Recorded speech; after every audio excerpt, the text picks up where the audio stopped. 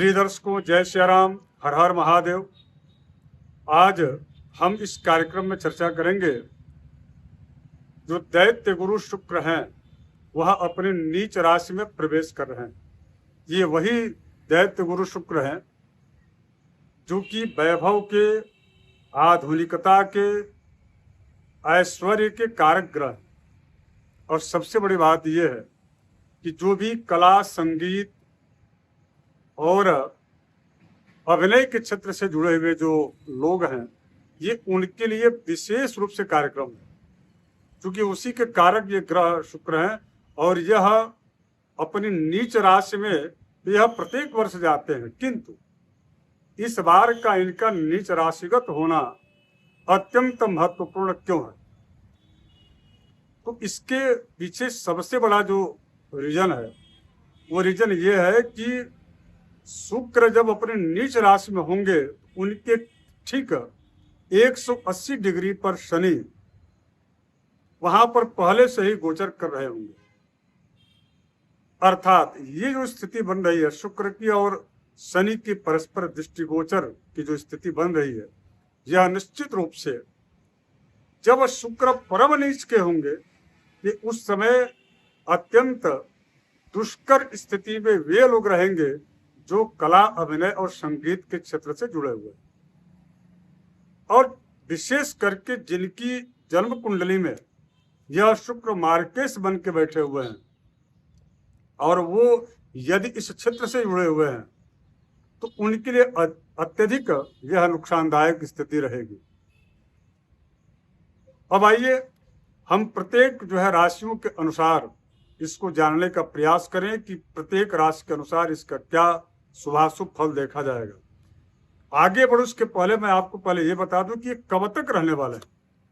तो प्रिय दर्शकों, एक जो है अगस्त 2026 को रात्रि के 9:20 पर यह कन्या राशि अर्थात नीच राशि में प्रवेश किए, जो कि इनकी निष्क राशि है।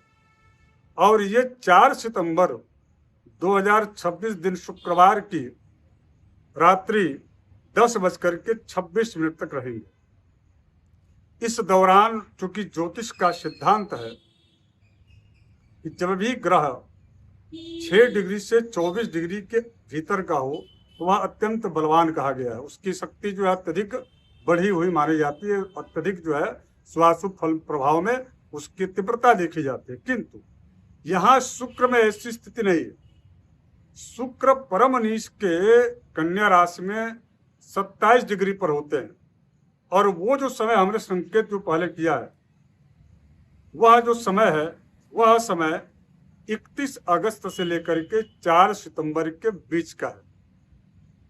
तो 31 अगस्त से लेकर के 4 सितंबर के बीच में विशेष करके माया नगरी, जिसे मुंबई कहा जाता है, मुंबई में जो कला और अभिनय के क्षेत्र से जुड़े हुए जो लोग हैं, जो वरिष्ठ लोग हैं और जिनकी जन्म कुंडली में शुक्र अकारक होकर के बैठे हुए हैं, शनि की दृष्टि होने के नाते यह उनके लिए शुभ की सूचना नहीं है।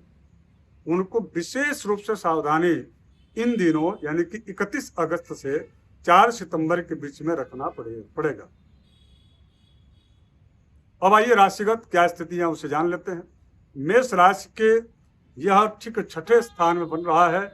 मेष राशि वालों को स्त्री के द्वारा आरोपित किया जा सकता है आपको, यानी कि आपको जो है विशेष रूप से सावधानी बरतना चाहिए। वैभव, सुख, ऐश्वर्य में कोई कमी तो नहीं देंगे, क्योंकि 6ठे स्थान में कोई बहुत ज्यादा अशुभ इनका फल नहीं होता, लेकिन यह चारित्रिक रूप से लांछित जरूर करते हैं। तो इस बात का जरूर आप सभी जो है ध्यान रखिएगा। दूसरा, वृष राशि आपके 5वें स्थान में यह गोचर बन रहा है। निश्चित रूप से आपके जो है प्रेम संबंधों में अथवा आपकी लोकप्रियता यदि राजनीतिक क्षेत्र में है तो इन सब चीजों के लिए थोड़ी सी यह स्ट्रगल वाला स्थिति दिखाई देगा। रहा सवाल मिथुन राशि का, तो चौथे भाव में कारक होकर के ये आपके लिए बिल्कुल मैं कह सकता हूं कि प्रोफेशन वाइज या घरेलू दोनों ही स्थितियों में यह अत्यंत जो है अनुकूल फल देने वाले होंगे। अर्थात मैं ये कह सकता हूं कि मिथुन राशि के लिए यह जो नीच का होना शुक्र का कोई भी अशुभ फल नहीं देने वाला, बल्कि शुभताप्रद स्थितियों को उत्पन्न करने वाला और आमदनी के नए अवसर प्रदान करने वाला साबित होगा। अब इसके बाद से मैं बात करूं यदि कर्क राशि की। कर्क राशि के यह ठीक तीसरे स्थान में निश्चित रूप से स्वास्थ्यगत दृष्टिकोण से देखा जाए तो यह उत्तम नहीं है। डायबिटिक यदि आप जो है पेशेंट हैं तो थोड़ी सी आपको इसमें विशेष रूप से सावधानी बरतना चाहिए। और इसके साथ साथ में आपको भूमि में यानी कि मकान में अथवा भूमि में निवेश करने से आपको थोड़ी सी बचना चाहिए। बात करूं यदि मैं सिंह राशि की, यह सिंह राशि के ठीक जो है दूसरे यह गोचर हो रहा है। दूसरे भाव में चूंकि शुक्र मतांतर से, महर्षि पराशर जी तो नहीं कहते हैं लेकिन मंत्रेश्वर जी कहते हैं कि द्वितीय भाव में शुक्र कारक होते हैं। वैसे भी काल पुरुष के अंतर्गत देखा जाए तो द्वितीय भाव के जो है काल पुरुष में यह उनकी राशि होती है, इनका स्थान होता है। तो यहाँ पर ये अच्छा फल दे रहे हैं, व्यापार में आपके बढ़ोतरी होगी, कोई इसमें दिक्कत मुझे नहीं दिख रहा है, इसलिए आपके लिए दिक्कत नहीं। हाँ, लेकिन मैं बात करूंगा यदि कन्या राशि की, तो कन्या राशि यानी कि आपकी ही राशि में गोचर हो रहा है। मैं आपसे यही कह सकता हूँ कि इस गोचर के दौरान आप जो है बड़ा निवेश न करें और विशेष करके शेयर मार्केट में आप जो है पैसा न लगाएं। ऑयल की जो कंपनियां होती हैं उन कंपनियों का शेयर तो आपको लेना ही नहीं चाहिए, वो नुकसानदायक होंगे, चूंकि इनके ठीक सप्तम में शनि गोचर कर रहे हैं ऑलरेडी। इसलिए आपको विशेष रूप से तेल के और खनिज के कारक ग्रह शनि है, वह शनि आपके धन पर, आपके शेयर्स पर जो है ग्रहण लगा सकते हैं, तो इसका आपको ध्यान रखना चाहिए। अब मैं बात करूं यदि तुला राशि की, बिल्कुल आपके लिए अत्यंत खुशखबरी है, क्योंकि तुला राशि वालों के लिए यह जो है 12वें स्थान में यह गोचर अत्यंत शुभताप्रद है, अर्थात भौतिक सुख और संसाधन की प्राप्ति होगी और अच्छी बड़ी ही जो है रोचक आपकी यात्राएं हो सकती हैं और विशेष करके तीर्थ यात्राएं हो सकती हैं। और शयन कक्ष में आपको जो है भरपूर आपके जीवन साथी का साथ मिलते दिख रहा है। बात करूं मैं यदि वृश्चिक राशि की, 11वें गोचर, बिल्कुल भी आपको सावधानी बरतना चाहिए। आप तनिक में यदि स्वास्थ्य को लेकर के अनियमित होंगे तो आप पर जो है निश्चित रूप से संक्रमण की बीमारियां अथवा उनसे संबंधित परेशानियां आ सकती हैं। बात करूं मैं यदि इसके बाद धनु राशि के ठीक 10वें स्थान में यह गोचर आपके प्रोफेशन में आपको थोड़ी सी जो है दिग्भ्रमित करके आपके द्वारा निर्णय गलत यह ले सकते हैं आप, जिसकी वजह से आपके करियर पर, आपके जो है कार्य क्षेत्र पर प्रभाव डालेंगे। इससे थोड़ा आपको बचना चाहिए। मकर राशि के 9वें भाव में भी गोचर कोई बहुत अच्छा फल नहीं इसमें दे रहे हैं। हाँ, इतना मैं जरूर कहूंगा कि कुंभ राशि वालों के लिए यह गोचर जो है निश्चित रूप से आर्थिक तो नुकसान करा ही रहे हैं, लेकिन परिवार का भी साथ आपको मिलते नहीं दिख रहा है। अब हम बात करेंगे अंतिम राशि यानी कि मीन राशि।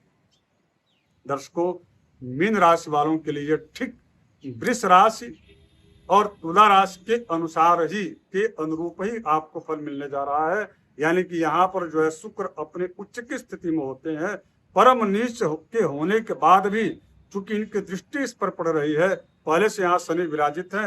यदि आप जो है, आप तो वैसे भी शनि के साढ़े साथी से प्रभावित हैं, तो ऐसी स्थिति में यह शुक्र का गोचर परम नीच की स्थिति में अत्यंत आपको अच्छे अवसर धन के लाभ के रूप में देगा। यानी कि यह अनुकूल आपके लिए यह गोचर माना जाएगा। कुल मिलाकर के यह जो गोचर है वह 3 राशियों के लिए अत्यंत शुभप्रद है। सामान्य रूप से वृष राशि वालों के लिए भी ठीक है, लेकिन बाकी अन्य राशि वालों के लिए थोड़ी सी आपको सावधानी बरतना चाहिए। भगवान शिव की उपासना करें, क्योंकि शुक्र जो है शिव के उपासक हैं। आप जो है नमः शिवाय अथवा यदि स्त्री हैं तो शिवाय नमः, इन दोनों मंत्रों का जप करें। श्रावण का महीना है, निश्चित रूप से आपके लिए शुक्र जो है अत्यंत लाभदायी सिद्ध होंगे। हर हर महादेव, जय जय श्री।